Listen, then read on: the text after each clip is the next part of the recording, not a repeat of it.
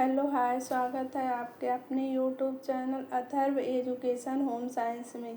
आज हम लोग कार्बोहाइड्रेट पढ़ेंगे। ठीक है, इसके पहले वाले वीडियो में भी हम लोग कार्बोहाइड्रेट ही पढ़े हैं। तो उसमें हम लोग कार्बोहाइड्रेट की रासायनिक वर्गीकरण को पढ़ रहे थे, जिसमें हमने आप लोग को बताया था कि रासायनिक वर्गीकरण के आधार पे देखा जाए तो कार्बोहाइड्रेट 3 प्रकार के होते हैं। एक मोनोसेक्राइड, और दूसरा होता है ओलिगो यानी डाइसेक्राइड, और तीसरा होता है पॉलीसेक्राइड। तो ठीक है, तो कल हमने मोनोसेक्राइड का वीडियो आप लोग को अपलोड कर दिया है, उसे आप लोग देख लीजिएगा। ठीक है, आज हम लोग उसी कार्बोहाइड्रेट के जो रासायनिक वर्गीकरण है, तो फर्स्ट वीडियो हमने केवल मोनोसेक्राइड को ही कंप्लीट किए थे। आज हम लोग डाइसेक्राइड के बारे में पढ़ेंगे। ठीक है, तो डाइसेक्राइड किसे कहते हैं इसके बारे में हम लोग आज पढ़ेंगे। ओलिगोसेक्राइड का ही रूप है डाइसेक्राइड। ये ऐसे कार्बोहाइड्रेट होते हैं जो जल अपघटन के बाद 2 से 10 मोनोसेक्राइड अणु देते हैं। यानी डाइसेक्राइड ये कार्बोहाइड्रेट हैं जो जल अपघटन के बाद मोनोसेक्राइड के 2 अणु देते हैं। ठीक है, और ये मुख्यतः इसके कितने उदाहरण हैं? 3।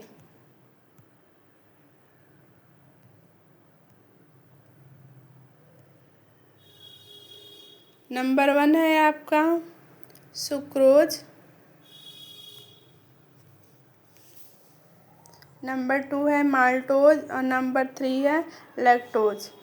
ठीक है, कल हमने मोनोसेक्राइड में भी 3 उसके रूप बताए थे। एक था आपका ग्लूकोज, दूसरा था फ्रक्टोज, और तीसरा था लैक्टोज। ठीक है, तो उसको हम आप लोग को बता दें, ये ऐसे ही एग्जाम में पूछे जाते हैं कि डाइसेक्राइड का कौन सा रूप है। तो इसमें 4 ऑप्शन दिया रहेगा कि ऐसे पूछ लेगा डाइसेक्राइड के उदाहरण है, सुक्रोज रहेगा, माल्टोज रहेगा, लैक्टोज रहेगा, और ग्लूकोज रहेगा। इनमें से सभी की इनमें से एक ऐसे ही पूछेगा। मान लो एक ऑप्शन इसका दे देगा डाइसेक्राइड का, बाकी 3 ऑप्शन मोनोसेक्राइड का पूछेगा। इसमें से कौन सा डाइसेक्राइड का रूप है, तो आप लोग ऑप्शन में सुक्रोज करेंगे। ठीक है, इस तरह यहाँ से क्वेश्चन बनते हैं। सुक्रोज किसे कहते हैं उसके बारे में आप लोग जान लीजिए।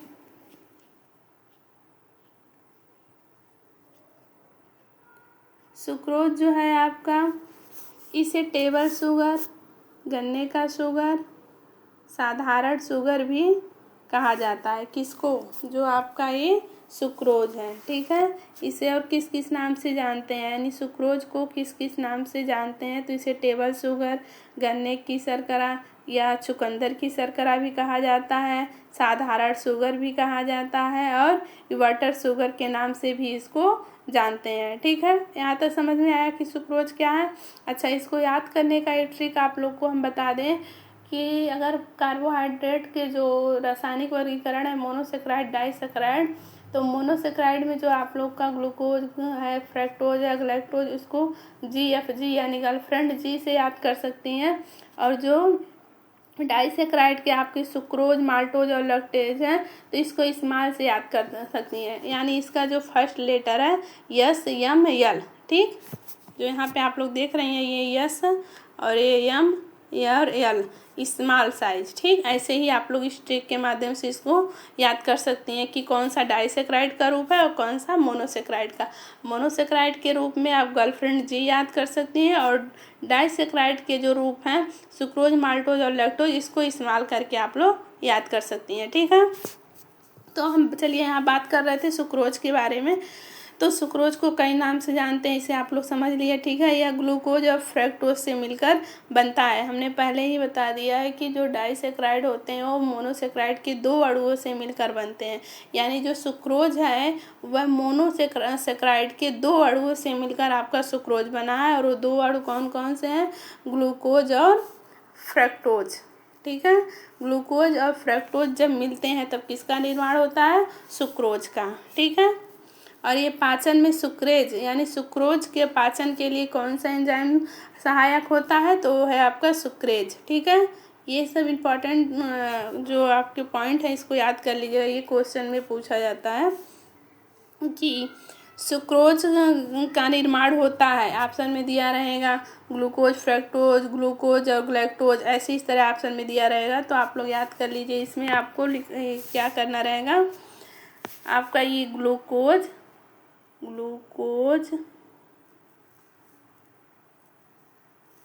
और प्लस फ्रक्टोज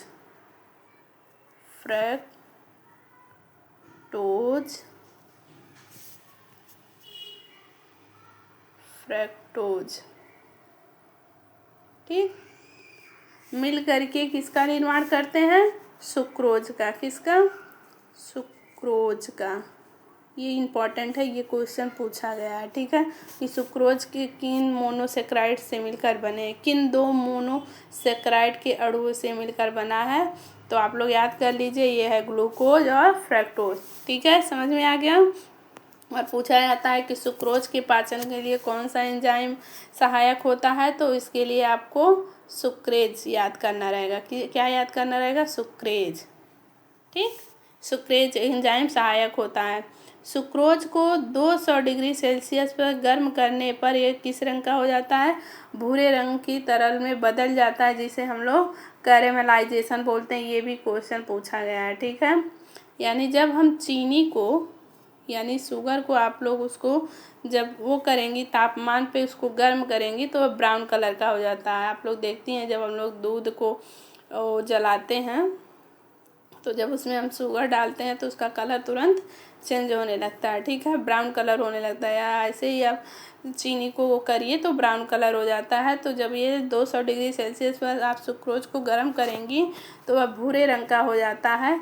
और ये जिस प्रक्रिया से, यानी इसको हम, इसी प्रक्रिया को हम क्या कहते हैं, कैरमेलाइजेशन कहते हैं। बहुत ही इम्पोर्टेंट आपका वर्ड है। ठीक है, यहाँ तक समझ में आ गया आप लोग को।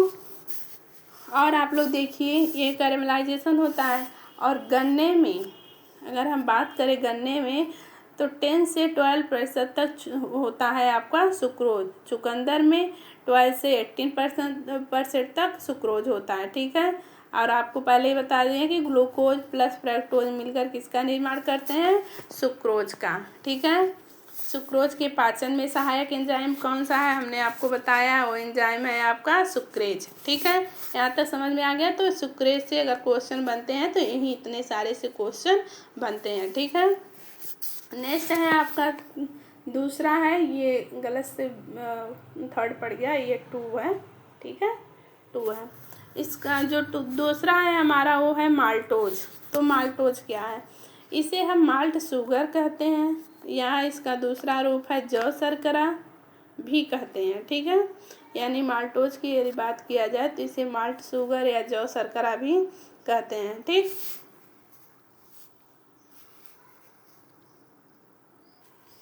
हम आप लोग को बताए हैं कि जितने भी डाइसेक्राइड के रूप हैं, सुक्रोज, माल्टोज, लैक्टोज, सारे आपके मोनोसेक्राइड के 2 अणुओं से मिलकर बनते हैं। ठीक है, तो अगर हम बात करें माल्टोज के, तो माल्टोज भी मोनोसेक्राइड के 2 अणुओं से मिलकर बने हैं। और वो 2 अणु कौन कौन से हैं, ग्लूकोज प्लस ग्लूकोज, यानी ग्लूकोज के 2 अणु जब जुड़ते हैं आपस में तो किसका निर्माण करते हैं, माल्टोज का। ठीक है, किसका निर्माण करते हैं, माल्टोज का।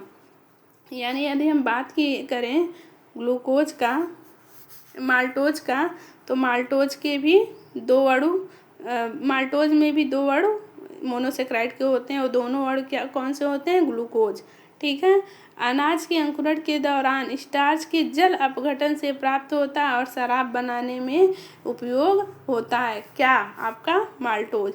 माल्टोज के पाचन के लिए, जैसे हमने सुक्रोज के पाचन के लिए कौन सा एंजाइम बताया है, सुक्रेज, उसी तरह माल्टोज के पाचन के लिए छोटी आंत में माल्टेज एंजाइम की सहायता से ये ग्लूकोज में टूटता है। यानी यदि माल्टोज का पाचन होता है किसकी सहायता से, माल्टेज एंजाइम की सहायता से, तभी ये टूटकर ग्लूकोज में परिवर्तन होता है। ठीक है,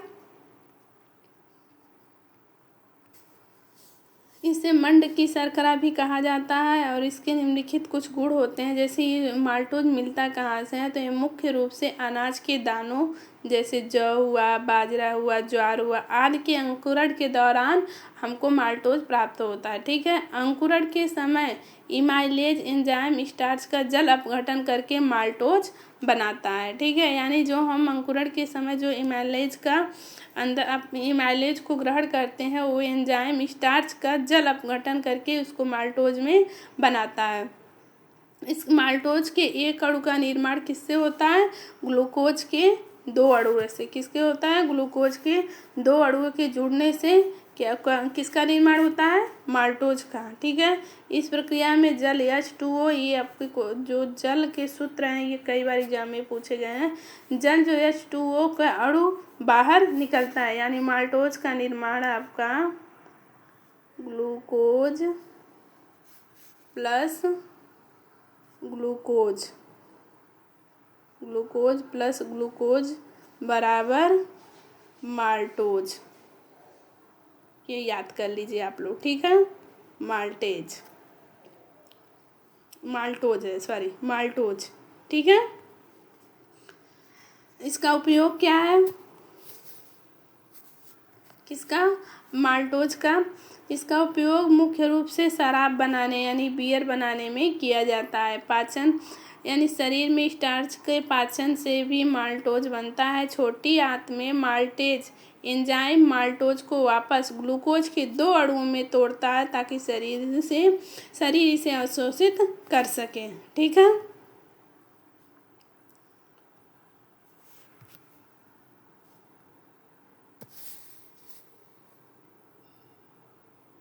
अब हम बात करते हैं थर्ड आपका है क्या है? लैक्टोज। तो यहाँ आपका ये सूत्र यहाँ लिखा था, लिख दे रहे हैं। ग्लूकोज, तो ग्लूकोज प्लस ग्लूकोज मिलता है तो माल्टोज बनता है। ठीक है, अब हम बात करते हैं तीसरे का जो आपका लैक्टोज है। लैक्टोज क्या है तो इसके बारे में आप लोग जान लीजिए। लैक्टोज जो है इसको दुग्ध शर्करा या इसको इंग्लिश में मिल्क शुगर भी कहा जाता है। क्या कहा जाता है? लैक्टोज जो आपका होता है उसे दुग्ध शर्करा भी कहा जाता है, क्योंकि यह प्राकृतिक रूप से दूध में पाई जाती है। क्या? लैक्टोज। ठीक है, लैक्टोज भी आपका मोनोसेक्राइड के 2 अणुओं से मिलकर बनता है। ठीक है, वो है आपका ग्लूकोज प्लस गैलेक्टोज। क्या है? Glucose plus galactose. अभी नीचे उसका हम वो सूत्र लिख देंगे। अब हम बात करते हैं जो आपका सुक्रोज है, इसकी विशेषता तो यह जितने भी स्तनधारियों के दूध में जो मिठास होता है इसी किसके कारण? इसी लैक्टोज के कारण। यानी स्तनधारियों के जितने भी स्तनधारी हैं उनके दूध में अगर मिठास होता है तो किसके कारण होता है? लैक्टोज के कारण। ठीक है, दूध का खराब होना जब लैक्टोज लैक्टिक एसिड में बदल जाता है तो दूध खराब यानी खट्टा हो जाता है। ये भी आपका इम्पोर्टेंट नहीं यहाँ है, देखिए याद इसको आप लोग।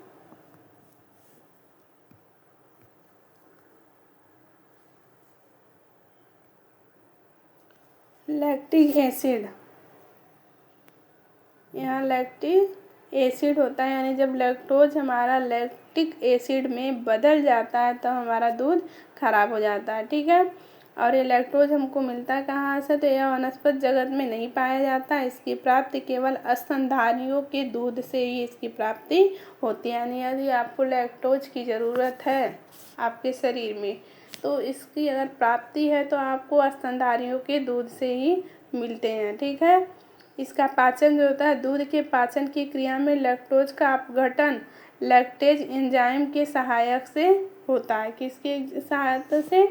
इसका भी पाचन जो होता है लैक्टेज एंजाइम। जैसे हमने आपको बताया है कि जो आपका सुक्रोज होता है उसके पाचन के लिए कौन सा सहायक होता है? कौन सा एंजाइम? तो सुक्रेज होता है। अब माल्टोज के सहायक पाचन के लिए कौन सा एंजाइम सहायक होता है? तो माल्टोज के पाचन में भी आपका सहायक होता है कौन सा? माल्टोज। ठीक है, माल्टोज के में सहायक कौन सा एंजाइम होता है? तो आपका माल्टेज होता है। ठीक है, इसी तरह आपका लैक्टोज के पाचन में लैक्टेज एंजाइम सहायक होता है। ये जब टूटता है आपका तो ग्लूकोज और ग्लैक्टोज बनाता है। यानी यहाँ आप लोग देख लीजिए,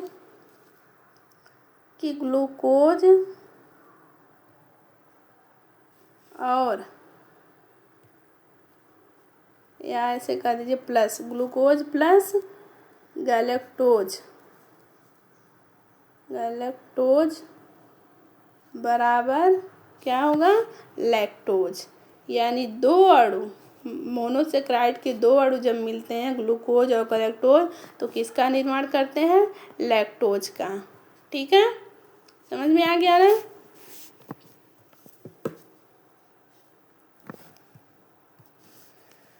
शरीर में लाभ, यानी लैक्टोज हमारे शरीर में आंतों में अधिक समय तक रहता है, जिससे लाभदायक जीवाणु पैदा होते हैं और ये जीवाणु विटामिन बी के निर्माण में सहायक होते हैं। इसकी मात्रा जो होती है, स्त्रियों के दूध में 6 से 8% लैक्टोज पाया जाता है, जबकि गाय बकरी के दूध में 4 से 6% लैक्टोज पाया जाता है। यदि बात किया जाए तो मिठास किसके दूध में ज़्यादा होता है, तो स्त्रियों के दूध में लैक्टोज की मात्रा अधिक होती है, 6 से 8%, जबकि गाय के दूध में 4 से 6% ही लैक्टोज होता है। ठीक है, अब यहाँ आप लोग का ये टॉपिक ख़त्म होता है। नेक्स्ट वीडियो में हम लोग इसी कार्बोहाइड्रेट के जो तीसरे वर्गीकरण हमने जो किए हैं 3, मोनोसेक्राइड, डाइसेक्राइड और पॉलीसेक्राइड, तो कल हम लोग इस कार्बोहाइड्रेट के 3rd पार्ट पढ़ेंगे। तो उसमें हम लोग इसके क्या कहते हैं, पॉलीसेक्राइड का विस्तृत अध्ययन करेंगे। ठीक है, तो उम्मीद है आप लोग को ये समझ में आया होगा।